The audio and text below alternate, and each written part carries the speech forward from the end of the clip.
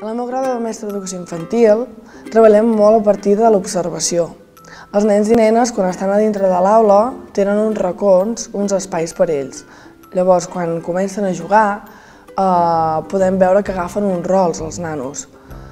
A partir d'aquí, nosaltres podem veure si tenen algun problema en el seu entorn o personalment, i llavors nosaltres podem ajudar-los a avançar. També ens donen molts recursos d'expressió verbal, expressió no verbal, com explicar contes, amb el cos, amb la veu. També ens donen molts recursos amb música, amb treball plàstic, cançons, danses. I per rellevar més, una paraula clau seria la cooperació. Els infants treballen entre ells, s'ajuden entre ells, però l'aprenentatge és mutu. Vull dir que els mestres i els alumnes aprenem per igual. Jo aprenc dels nanos i els nanos aprenen de mi, no només tinc jo coneixement.